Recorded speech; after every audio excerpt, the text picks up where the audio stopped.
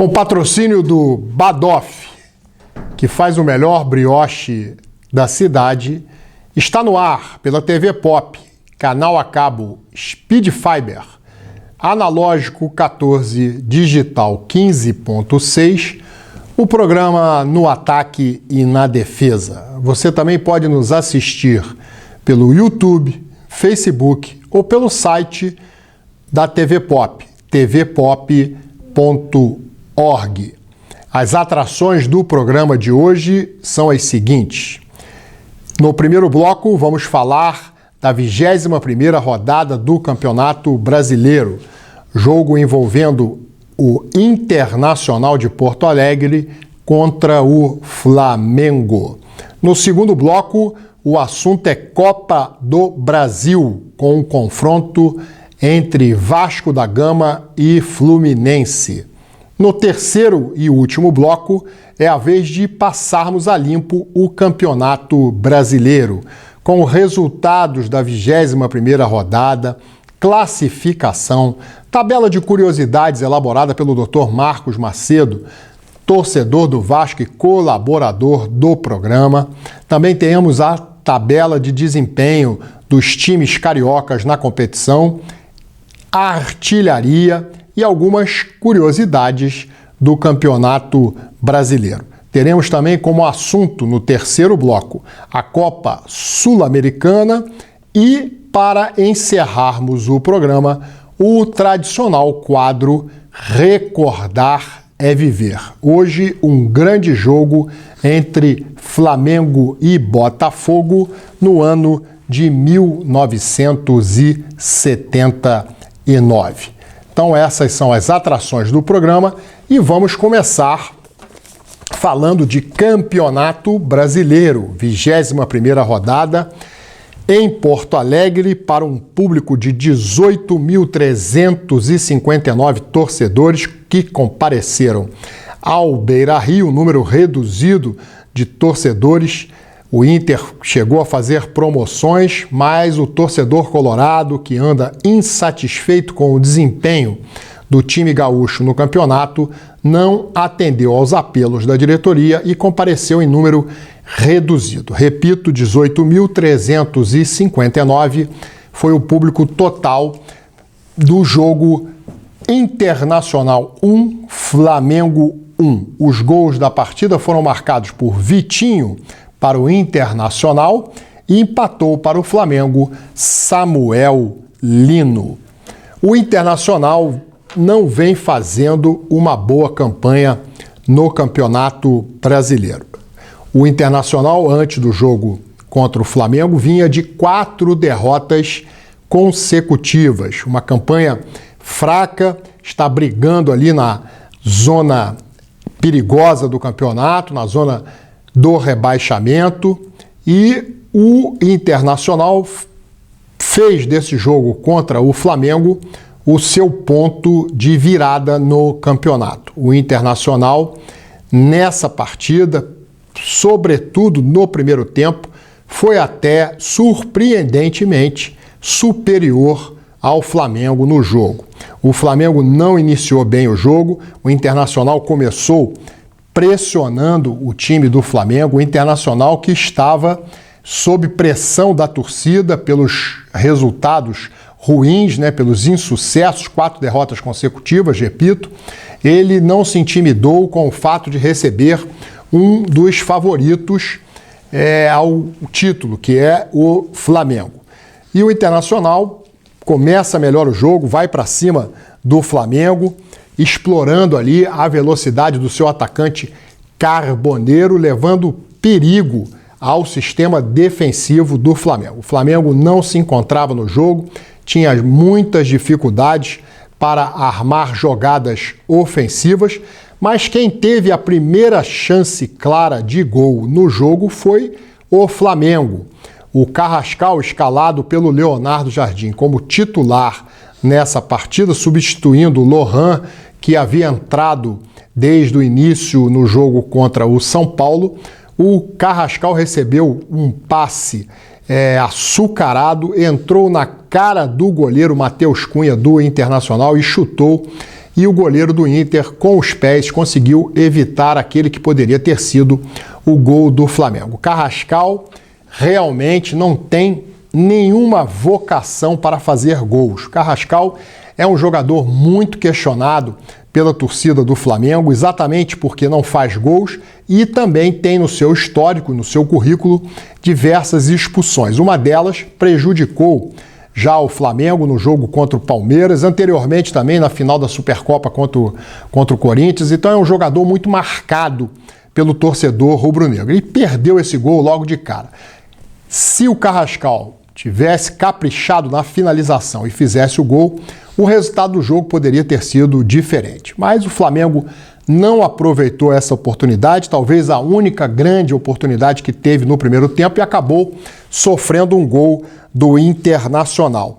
O Internacional, então, abriu o placar com o Vitinho, que chutou, a bola ainda desviou no jogador Varela do Flamengo, tentou ali evitar o gol, não conseguiu, e o Inter, para a alegria do seu torcedor, abria o marcador 1-0 aos 26 minutos do primeiro tempo. Vantagem, então, do Colorado no primeiro tempo.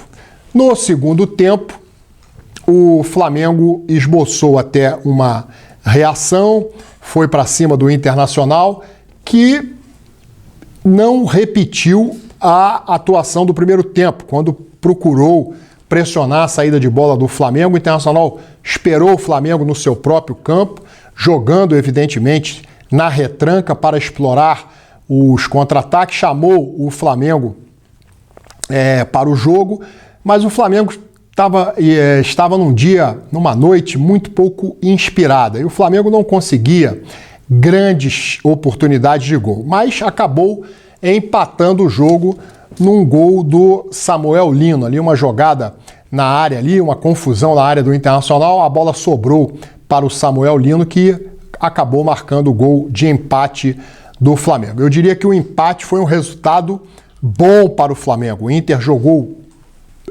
mais na partida, o Inter criou mais oportunidades de gol, então esse empate realmente foi um ponto conquistado e não 2 perdidos pelo Flamengo, porque o Flamengo, a exemplo do que já havia acontecido no jogo no Maracanã contra o São Paulo, não fez um bom primeiro tempo. No segundo tempo melhorou, até que melhorou, mas também sem ser tão superior ao adversário, tanto na partida contra o São Paulo, como na partida contra o Internacional. O Flamengo não está bem, o trabalho do técnico Leonardo Jardim começa a ser muito questionado, os torcedores estão insatisfeitos com a pouca produtividade do time em campo, parece um time perdido, sem saber o que fazer, não apresenta nenhuma jogada combinada, nenhuma novidade em termos de jogadas ensaiadas.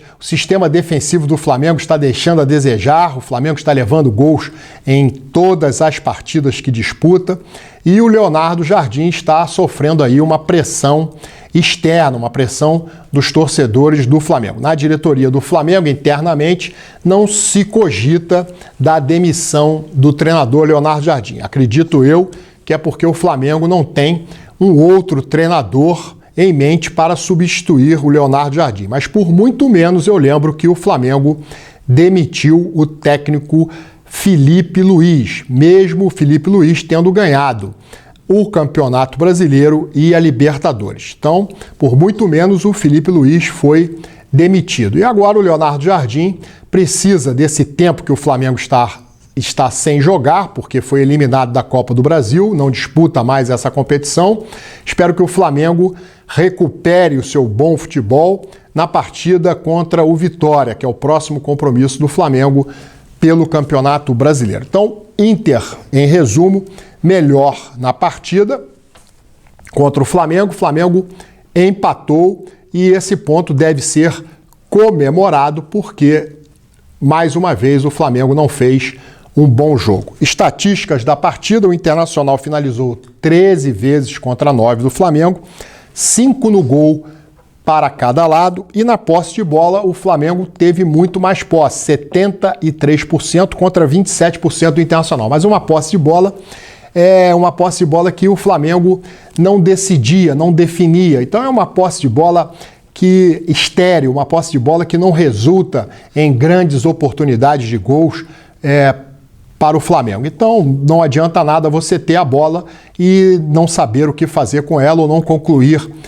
jogadas ofensivas. O Flamengo está muito pouco inspirado no seu ataque, o sistema defensivo vem tomando gols e tem jogadores também que estão abaixo do seu nível técnico. O Jorginho, por exemplo, nas partidas contra o São Paulo e Internacional, o Jorginho não foi bem. O Jorginho, que é um grande jogador, tem uma técnica exuberante, não está vindo bem, e o meio de campo do Flamengo depende muito da criatividade desse jogador. Então o Leonardo Jardim tem esses dias aí de férias, entre aspas, para acertar o time do Flamengo para o próximo jogo contra o Vitória no Maracanã.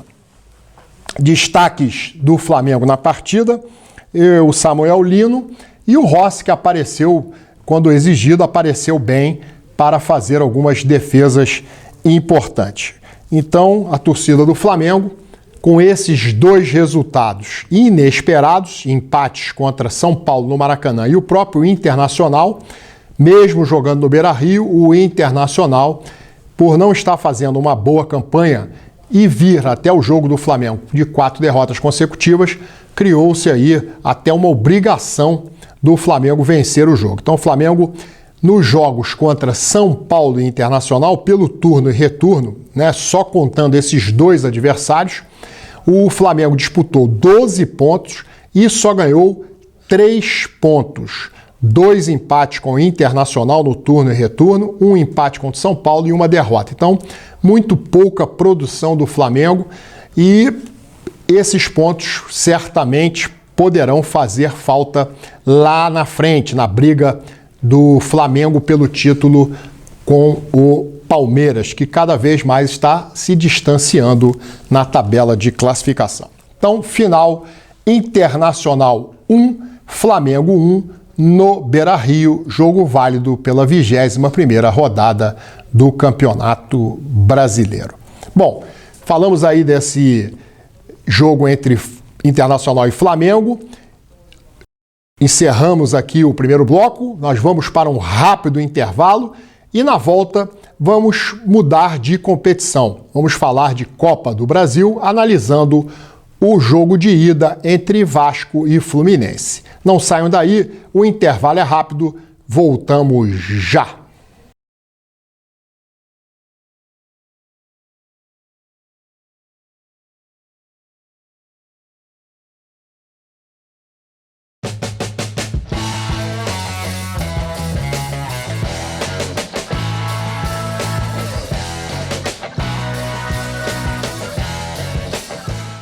Você que está assistindo ao programa No Ataque na Defesa, preste atenção nessa dica.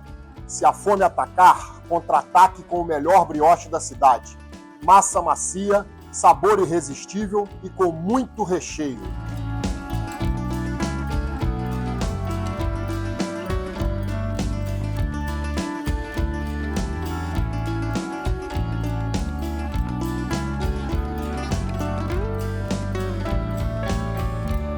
Pensou brioche? Pensou?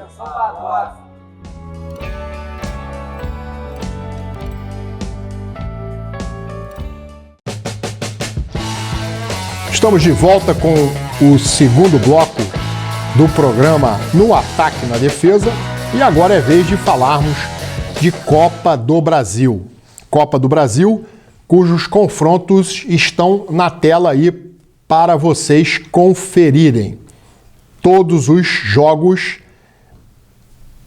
da Copa do Brasil, fase oitavas de final. Vocês estão acompanhando aí? Imagem na tela para vocês.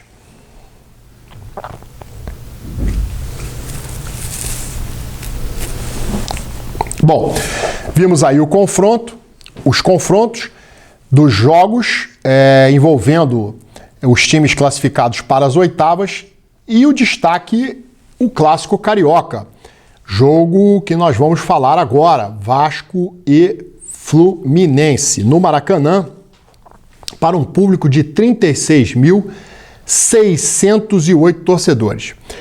O Flamengo contra o São Paulo levou mais de 70 mil torcedores ao estádio. Fluminense e Vasco, time de tradição no Rio de Janeiro, grandes torcidas, levaram apenas 36.608 torcedores. O Vasco até que encheu o setor norte do Maracanã, mas o setor sul, que é o setor ocupado pela torcida do Fluminense, estava bem vazia. A torcida do Fluminense também, a exemplo do que acontece com a do Botafogo, tem muitas dificuldades de comparecer ao estádio, né? Um clássico valendo classificação para a próxima fase da Copa do Brasil, eu acho que, de certa forma, é um pouco decepcionante esse público de 36 mil, né? Repito que o Flamengo sozinho, jogando contra o São Paulo, levou mais de 70 mil. Então, Fluminense e Vasco voltam a se enfrentar na quarta-feira no Maracanã e a expectativa é de que o Maracanã receba um público à altura do jogo, da tradição de Fluminense e Vasco. Mas nesse jogo, pelas oitavas, o torcedor que não foi ao Maracanã não perdeu absolutamente nada. Um jogo muito fraco sob o ponto de vista técnico, um jogo em que os dois times criaram muito poucas chances de gol. E o resultado não poderia ter sido diferente. 0-0, um 0-0 xoxo, um 0-0 que deixou os torcedores tanto do Vasco como do Fluminense aborrecidos com a fraquíssima atuação dos dois times. Nenhum dos dois times jogou bem. O Fluminense, no cômputo geral, eu ainda diria que foi melhor do que o Vasco da Gama, mas não o suficiente para vencer a partida. O Fluminense teve duas grandes oportunidades de gols.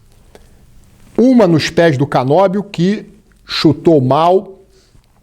Mesmo assim, foi uma oportunidade clara de gol. O Fluminense poderia ter aberto o placar ainda no primeiro tempo. E depois, no segundo tempo, uma nos pés do John Kennedy, que driblou o zagueiro do Vasco, chutou para uma grande defesa do Léo Jardim. Não achei, sinceramente, que o John Kennedy tivesse perdido o gol. Ele chutou, a bola caprichosamente bateu nas pernas do Léo Jardim, goleiro do Vasco, que evitou ali o gol tricolor. Pelo lado do Vasco, eu apontaria uma única chance clara de gol. Uma cabeçada do Tietê que realmente sozinho subiu, cabeceou e a bola passou muito perto do gol defendido pelo goleiro Fábio do Fluminense. Fora isso, não vejo assim outras grandes chances. Um chute do Savarino defendido pelo Leonardo Jardim, poderíamos aí registrar, mas não considero esse lance como uma chance clara, como também um chute do Andrés Gomes por cima da meta do goleiro Fábio. Também um bom lance, mas não diria que fosse uma chance clara de gol. Então, fora isso, os times tiveram muita transpiração e pouca inspiração. Realmente um jogo de baixíssimo nível técnico. Ficou tudo para o próximo jogo, quarta-feira. Novo empate. Lembra-se que a decisão vai para as penalidades. O Vasco, na campanha do vice-campeonato da Copa do Brasil ano passado, quando foi derrotado pelo Corinthians em pleno Maracanã, perdendo o título, o Vasco eliminou esse mesmo adversário, o Fluminense. Então o Fluminense quer agora uma revanche e o Vasco quer manter aí a freguesia do Fluminense em se tratando de Copa do Brasil. Ficou tudo para quarta-feira. Mas esse jogo em si não teve grandes emoções. Espero que quarta-feira o jogo seja de melhor nível e o comparecimento da torcida também seja superior ao de sábado, né? Então foi isso. O segundo tempo aí, o primeiro tempo foi um jogo mais equilibrado. O segundo tempo o Fluminense dominou o Vasco da Gama. O Vasco tentava contra-atacar, mas sem criar grandes oportunidades. Então 0 a 0, um empate justo para um jogo realmente que deixou a desejar. A expectativa era de um jogo melhor do que aquele que foi disputado. Estatísticas da partida: o Vasco finalizou 7 vezes contra 11 do Tricolor, uma no gol contra 3 do Fluminense, posse de bola bem equilibrada, Vasco 52%, Fluminense 48% de posse de bola. No Fluminense eu poderia apontar como destaque o JK. O JK, que depois foi substituído pelo Hulk, que pouco acrescentou. O JK, John Kennedy, tentou resolver o jogo sozinho, uma jogada individual, quase fez o gol do Fluminense, se mexeu também, se movimentou no ataque, brigou, mas não teve êxito em fazer gols. Mas mesmo assim, na minha opinião, foi um dos destaques do Fluminense na partida. Pelo lado do Vasco, não tenho assim um grande destaque do jogador de linha, né? O Léo Jardim, que evitou esse gol do John Kennedy, né? Meio que sem querer ali, a bola bateu na sua perna, mas não deixou de ser uma grande defesa, e também um chute do Savarino que ele conseguiu espalmar. Então, esses dois jogadores, para mim, foram os maiores destaques do Vasco e do Fluminense na partida. As outras atuações muito abaixo de um jogo envolvendo a tradição de Fluminense e Vasco.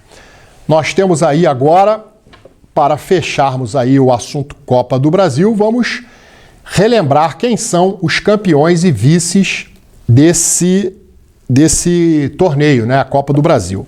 Campeões e vices, imagem aí na tela para vocês conferirem.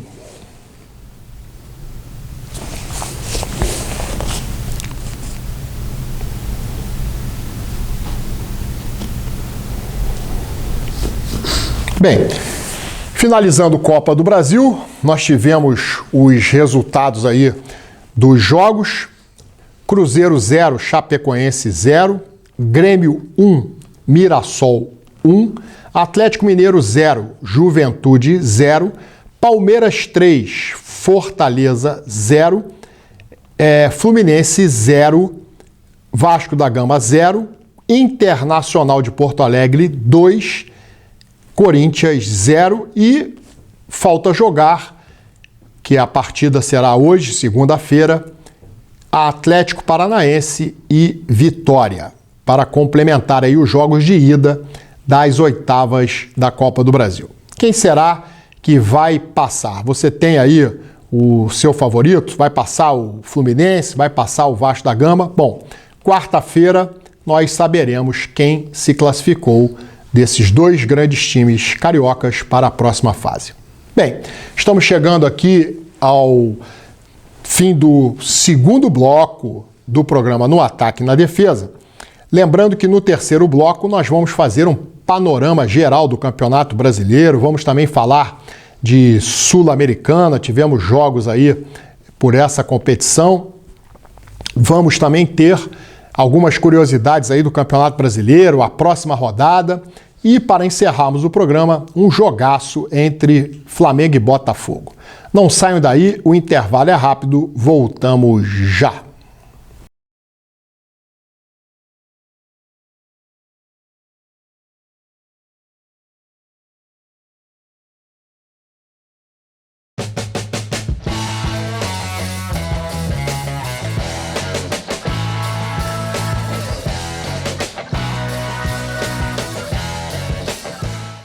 Você que está assistindo ao programa No Ataque e na Defesa, preste atenção nessa dica. Se a fome atacar, contra-ataque com o melhor brioche da cidade. Massa macia, sabor irresistível e com muito recheio.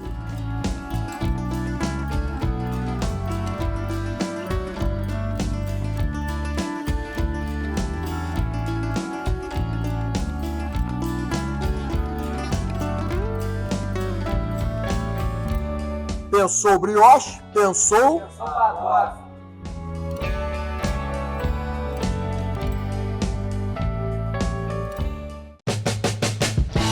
Estamos de volta com o terceiro e último bloco do programa No Ataque e na Defesa.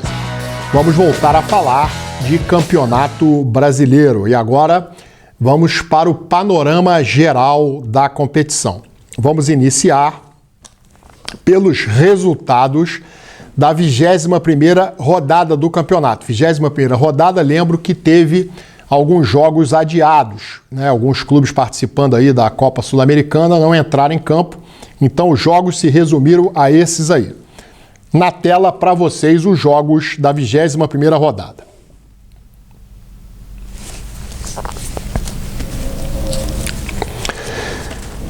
Mirassol 2, Remo 1, Internacional 1, Flamengo 1, Fluminense 0, Bahia 0, Vitória da Bahia 0, Palmeiras 4.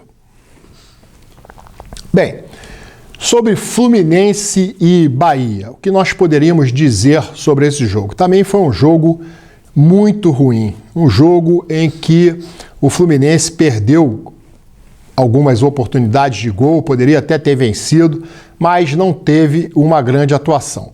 Prova é que a torcida do Fluminense, ao fim da partida, vaiou o time pela má atuação. Então não foi uma boa atuação do Fluminense contra o Bahia. O empate não tem muita coisa a destacar nesse jogo, por isso que não fizemos um comentário mais longo a respeito desse jogo. Preferimos comentar o Fluminense no jogo contra o Vasco da Gama pela Copa do Brasil. Mas o resultado foi esse aí, Fluminense 0, Bahia 0. Com esses resultados, a classificação após a rodada 21, 21ª, é a seguinte.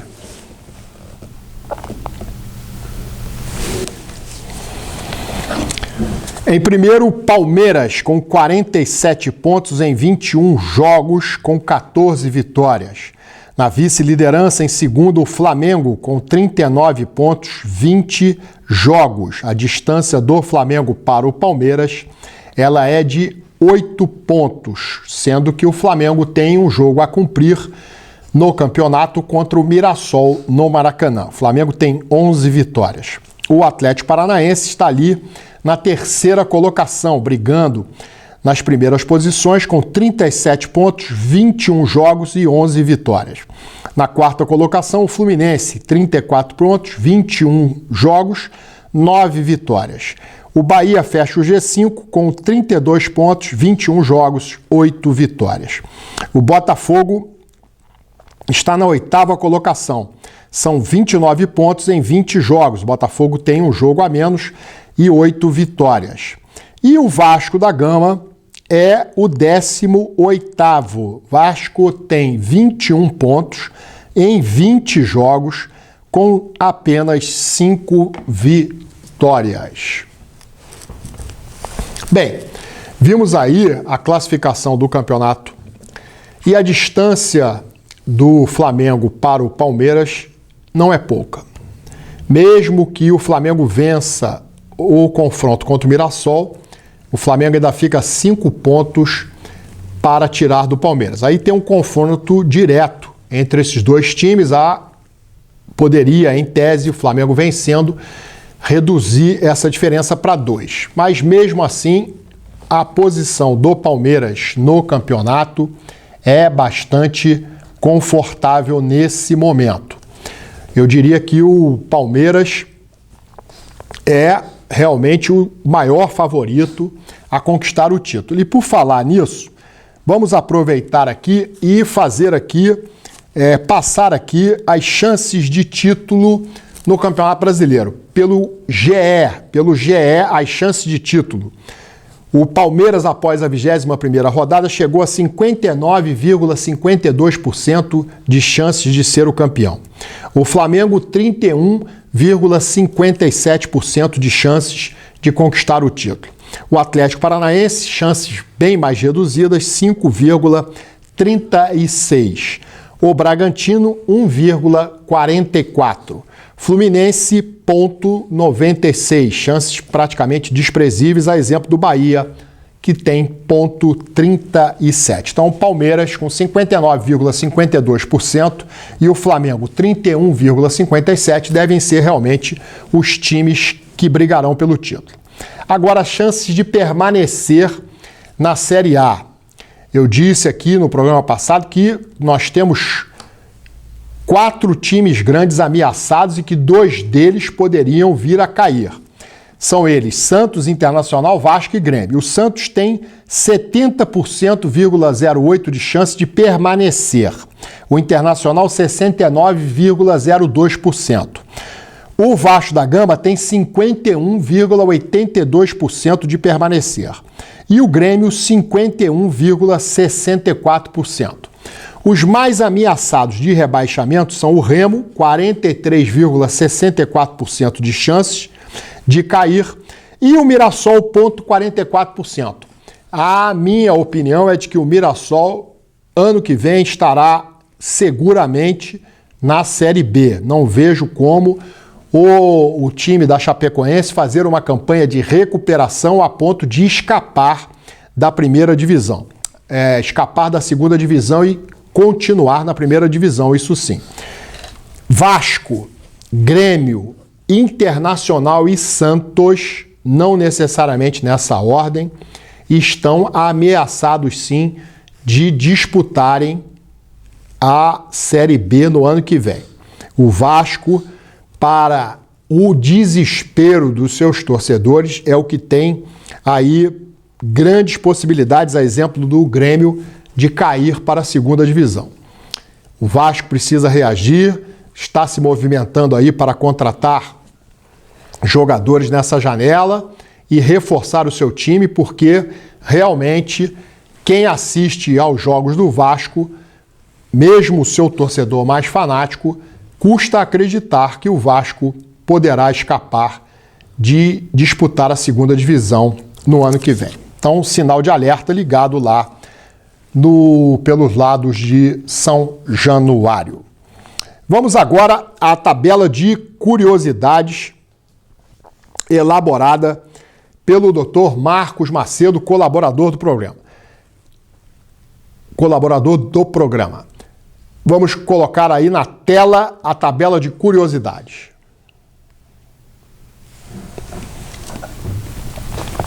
Essa tabela nos diz o seguinte: melhor ataque, Palmeiras. Pior ataque, Chapecoense. Melhor defesa também é do Verdão, Palmeiras. E a pior defesa, Chapecoense. Melhor mandante, o Atlético Paranaense. O pior mandante, a Chapecoense.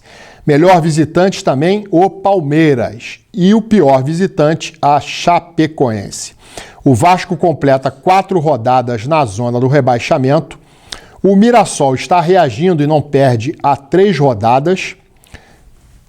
O Fluminense empatou 4 partidas seguidas no Campeonato Brasileiro. Então, destaque aí para o Palmeiras, que tem melhor ataque, melhor defesa, é o melhor visitante.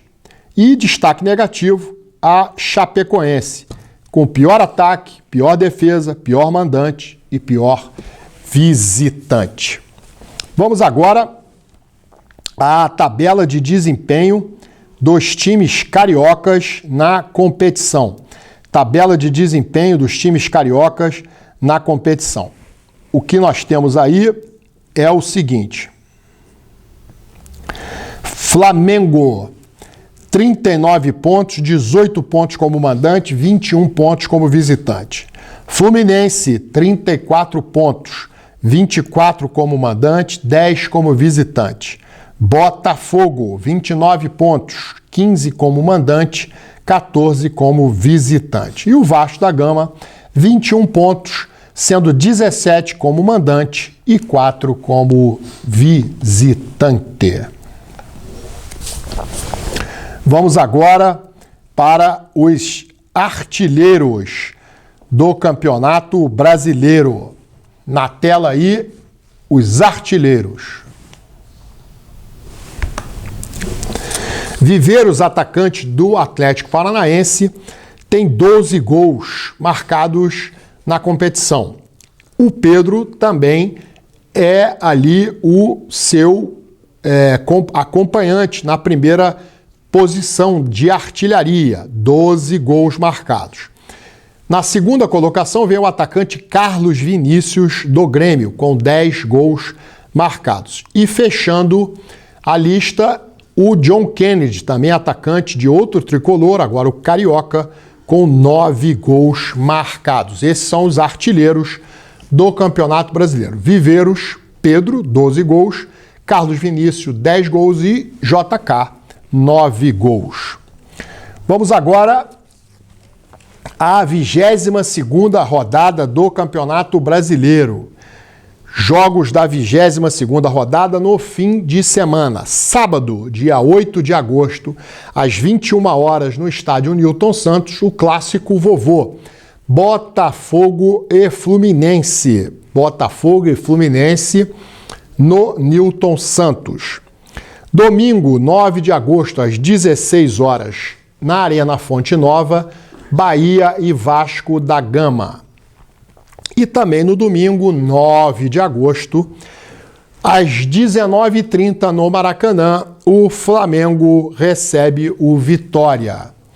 Então temos aí um clássico no sábado entre Botafogo e Fluminense. O Vasco vai à Bahia enfrentar o Bahia na Arena Fonte Nova e o Flamengo vai receber outro rubro-negro no Maracanã, o Vitória. Bem, sobre o Campeonato Brasileiro, era isso que tínhamos a colocar, mas agora vamos ter algumas outras curiosidades aí. Foi divulgado pelo Datafolha uma nova pesquisa relacionada às torcidas, às maiores torcidas.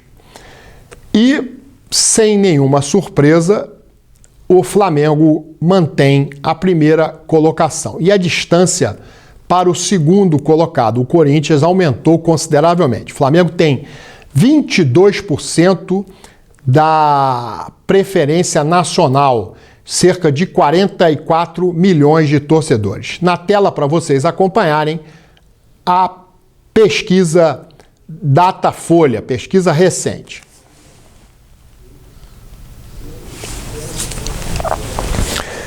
Estamos vendo aí, então, nessa pesquisa, as maiores torcidas do futebol brasileiro e vimos aí que o Flamengo é, entre as torcidas, a mais numerosa. Flamengo que tem uma torcida de 22%.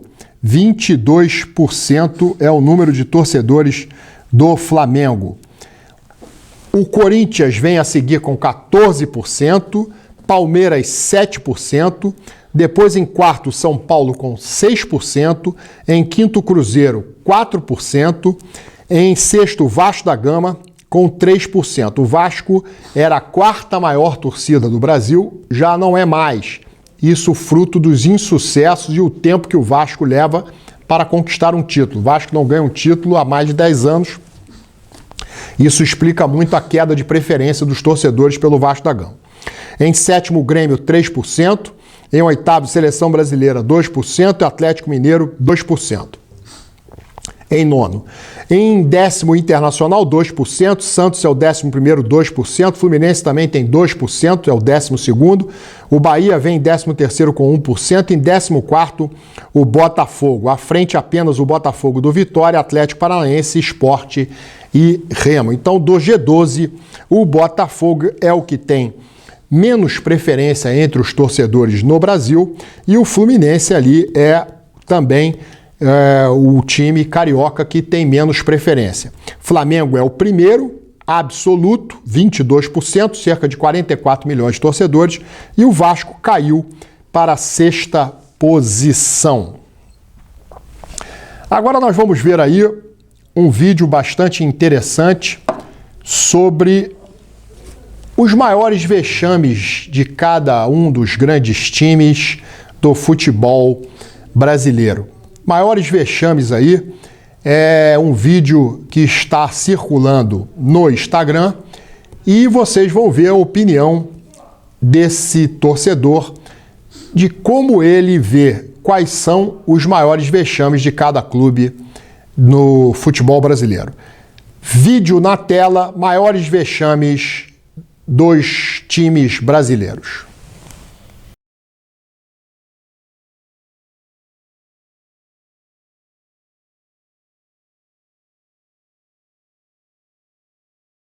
Maior vexame de cada clube grande brasileiro. Palmeiras. Rebaixamento. Corinthians. Rebaixamento. Santos. Rebaixamento. São Paulo. Eu poderia citar pré-Libertadores, mas eu vou colocar o time de Uber e açougueiro e barbeiro do Mirassol que ganhou nas quartas do Paulistão de São Paulo. Fluminense. Terceira divisão. Vasco. Tetra rebaixamento. Nenhum deles não subiu. Botafogo. Rebaixamento. Flamengo. Isso é foda. Tomar 3-0 do América em pleno Maracanã na Libertadores de 2008 e sair fora. Específico. Grêmio. Rebaixado. Inter. Rebaixamento. Cruzeiro. Bom, Passar 3 anos na Série B e cada não um subir. tem a sua própria opinião, E aí, mas concorda? Deixa nos não há comentários aí, já segue como contigo. discordar que rebaixamento é realmente o maior vexame que um clube pode passar. Não tem outro vexame que seja maior do que ser rebaixado para a segunda divisão. E os dois únicos clubes no Brasil que jamais experimentaram o dissabor de serem rebaixados são Flamengo e São Paulo. Todos os demais que pertencem ao grupo do G12, que significa os 12 maiores clubes do Brasil, já caíram para a segunda divisão. Somente Flamengo e São Paulo não tiveram essa experiência negativa. E o Vasco, entre todos os grandes, é aquele que mais caiu e é aquele que mais disputou a segunda divisão. E para desespero do torcedor vascaíno, o rebaixamento pode vir a ocorrer ainda esse ano, um outro rebaixamento. E por falar em rebaixamento, na tela para vocês, os rebaixados aí do G12, aqueles que têm mais rebaixamentos do G12. Na tela para vocês. Vejam aí, Vasco, 4 rebaixamentos. Em um desses rebaixamentos, o Vasco permaneceu na Série B. Ou seja, o Vasco jogou a segunda divisão em 5 oportunidades. Botafogo e Grêmio têm 3 rebaixamentos. Palmeiras e Fluminense, 2 rebaixamentos. Mas outros times grandes também já experimentaram o rebaixamento, como Internacional uma vez, Corinthians uma vez, o Cruzeiro também uma vez, Atlético Mineiro também uma vez, ou seja, com a exceção dos 2 que eu citei, Flamengo e São Paulo, todos os outros clubes grandes do futebol brasileiro que formam o G12 já foram rebaixados de divisão, né? E o maior vexame, evidentemente, são os rebaixamentos. E o Vasco digamos, o campeão entre os campeões do rebaixamento, Vasco da Gama. Bom, falamos aí de algumas curiosidades, Campeonato Brasileiro, e agora vamos mudar de competição. Vamos falar de Sul-Americana. Sul-Americana, tivemos jogos aí no meio de semana, jogos válidos pela definição dos clubes classificados, aqueles que disputaram os playoffs. E os resultados estão aí na tela para você conferir.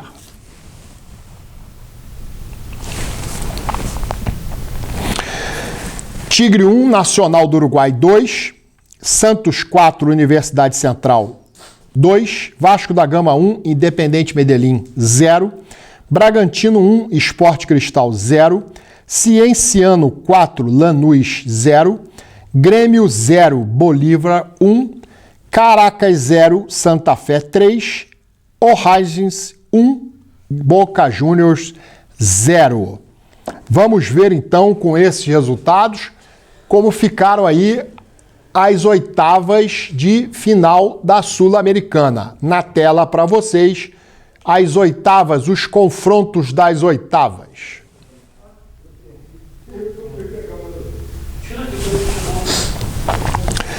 O Boca Juniors vai enfrentar o Recoleta, também da Argentina. O Bolívar vai encarar o São Paulo Futebol Clube. O Santa Fé enfrenta o River Plate. O Vasco da Gama joga contra o Olímpia do Paraguai. O Bragantino tem um confronto caseiro contra o Atlético Mineiro. O Santos joga com o Macará. O Tigres vai enfrentar o City Torque, o Montevideo City.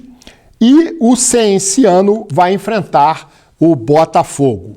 Esses são os jogos das oitavas de final da Sul-Americana. 2 times cariocas envolvidos na competição colocam o Botafogo como favorito a passar para as quartas no enfrentamento contra o Cienciano, embora o Cienciano tenha eliminado o Lanús, atual campeão da Recopa Sul-Americana, mas entendo o Botafogo como favorito nesse confronto. E Vasco e Olímpia, acho um confronto equilibrado. Esses times já se enfrentaram aí na fase preliminar, jogo muito equilibrado, não vejo nenhum dos dois como favorito. Acho que o Vasco da Gama tem condições de passar de fase contra o Olímpia. E o Botafogo, eu coloco o Botafogo como o favorito. O grande favorito aí para conquistar o título, eu indicaria aí, além do São Paulo Futebol Clube e o Botafogo pelo lado brasileiro, 2 argentinos de peso, Boca Juniors e River Plate, embora o River Plate não venha fazendo um bom campeonato argentino, mas é sempre muito forte nas Copas, a exemplo do seu compatriota, o seu co-irmão, o Boca Juniors. Então esses, para mim, esses 4 times são aqueles mais favoritos para conquistarem a Copa Sul-Americana. Vasco da Gama venceu o Medellín. O gol foi marcado pelo Thiago Mendes aos 35 minutos do segundo tempo. Num jogo fraco tecnicamente, o Vasco não fez uma boa apresentação, mas esse gol do Thiago Mendes evitou aí que a partida fosse para os pênaltis, porque no primeiro jogo, disputado na Colômbia, o empate por 2-2. Então, houve empate por 2-2. Então, o Vasco, com essa vitória, passou de fase, mas a torcida não saiu muito satisfeita com a atuação. Saiu satisfeita, sim, com a classificação. Mas as atuações do time do Vasco, sob o comando do novo treinador, esse treinador que chegou agora recentemente, não tem agradado o torcedor. O nome do treinador me escapou aqui, eu vou pedir ajuda aqui da produção, o nome do treinador do Vasco da Gama, o nome do treinador do Vasco da Gama, me faltou o nome dele agora. Espera aí, vamos tentar aqui descobrir aqui, porque ele chegou há pouco tempo no Vasco da Gama e ainda não deu para Carlos Pedro Emanuel. Repetindo, Pedro Emanuel é o novo treinador aí do Vasco, tem poucos jogos no comando do time e essa foi a única vitória até aqui conquistada por esse treinador, Pedro Emanuel. Bom, vamos então agora, depois de falarmos aí de Sul-Americana, vamos alertar aqui a produção do programa para o corte no Instagram. Atenção, produção, para o corte no Instagram.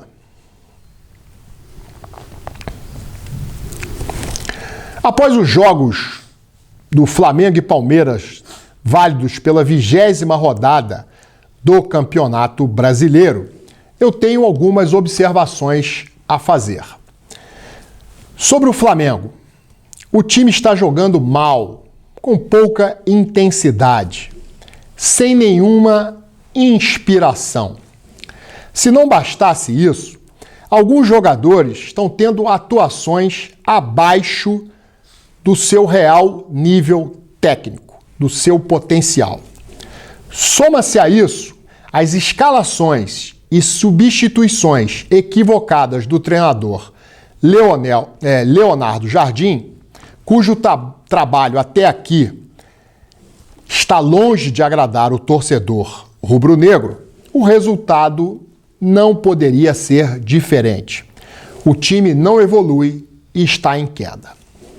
Quanto ao Palmeiras, líder da competição, quero destacar 2 coisas. A primeira, o time joga um futebol pragmático, sabe exatamente o que tem que fazer em campo.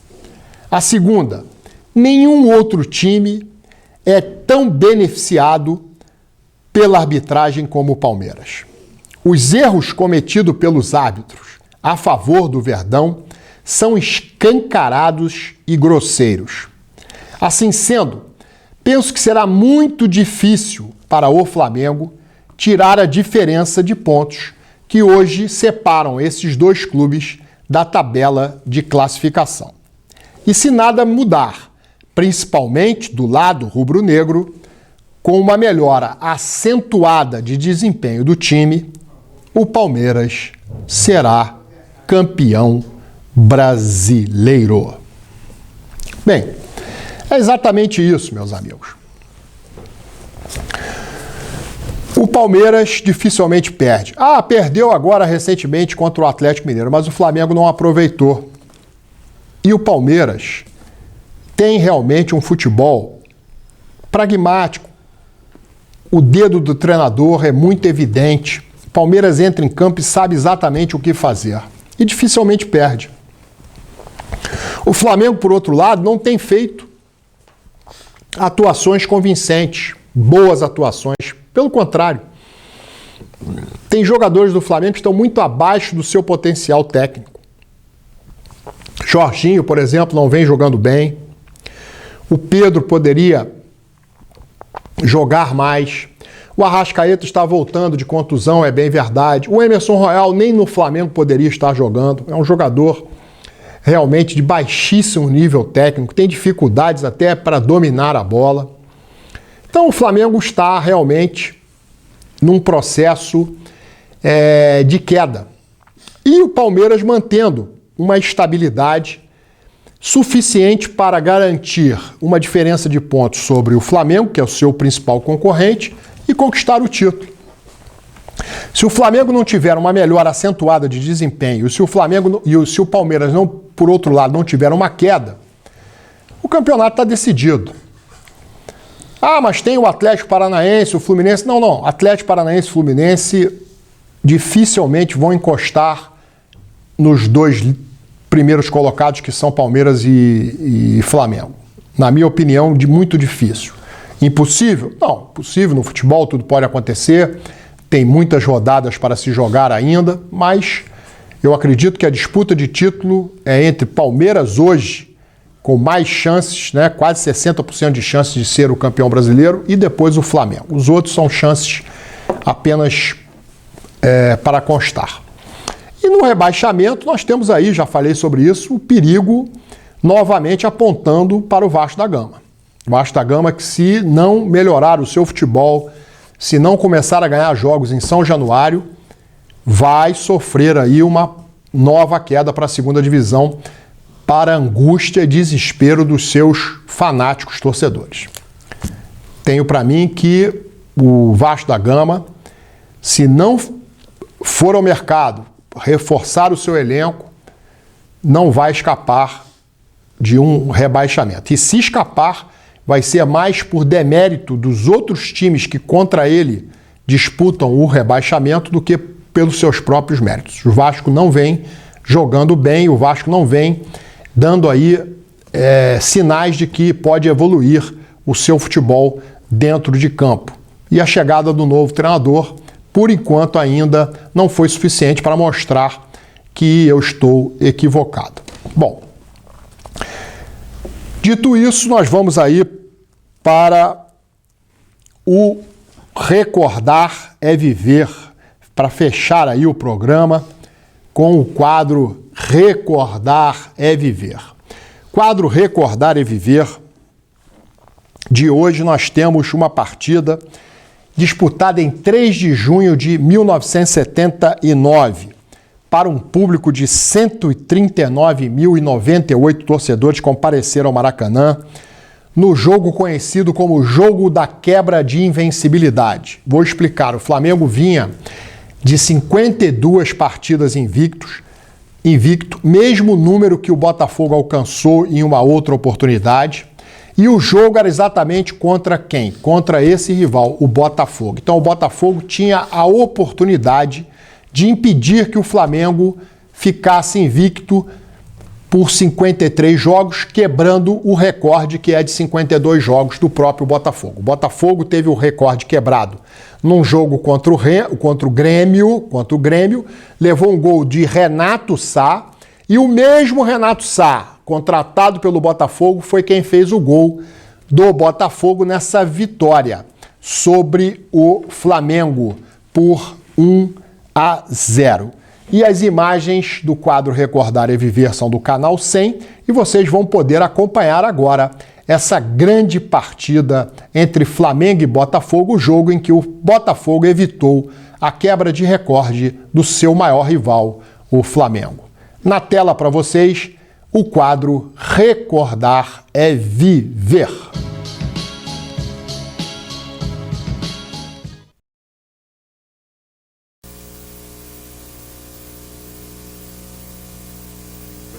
Jogos, igualando a marca do Botafogo dos anos 60. E sonhava superar o recorde do rival. No dia 3 de junho de 1979, 140 mil pagantes lotaram o Maracanã numa tarde ensolarada de domingo.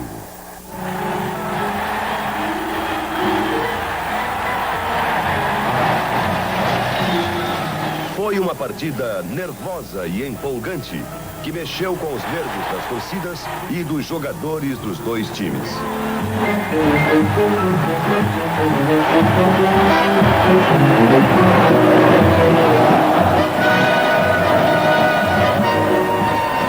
E veio o gol do Botafogo.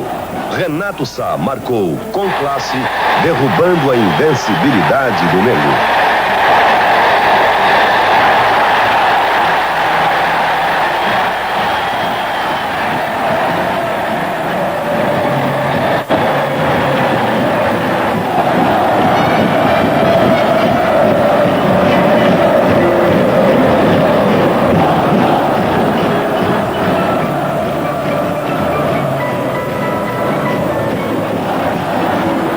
A essa altura, o jogo ficou mais nervoso ainda.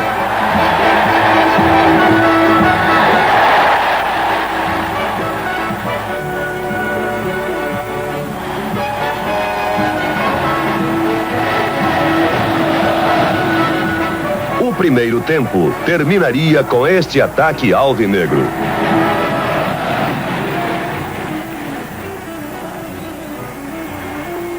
Na etapa final, apesar do domínio territorial dos rubro-negros, o Botafogo soube se defender e garantir a vitória. Vejam só o que houve.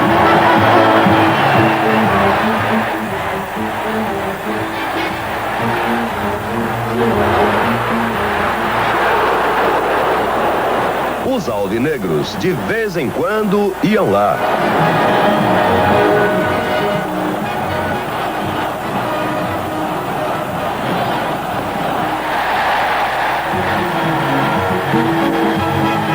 Neste lance, Zico quase marcou. Já nos descontos, Júnior perdeu um gol feito, liquidando com as esperanças do Flamengo. Bom, isso é um jogo muito festejado pelos torcedores alvinegros, porque evitaram que o Flamengo pudesse superar o próprio Botafogo em recordes de invencibilidade. Esse jogo foi disputado no dia 3 de junho de 79, público, repito, 139.098 pagantes. O gol do Botafogo, Renato Sá, aos 9 minutos do primeiro tempo. O Botafogo jogou com Borrachinha, Perivaldo, Nilson, Andrade, René e China, Russo, Mendonça e Renato Sá, Gil, Marcelo e Ziza. O Flamengo entrou em campo com Cantarelli, Toninho, Baiano, Rondinelli, Manguito e Júnior, Carpegiani, Adílio e Zico, Reinaldo, Claudiadão e Júlio César.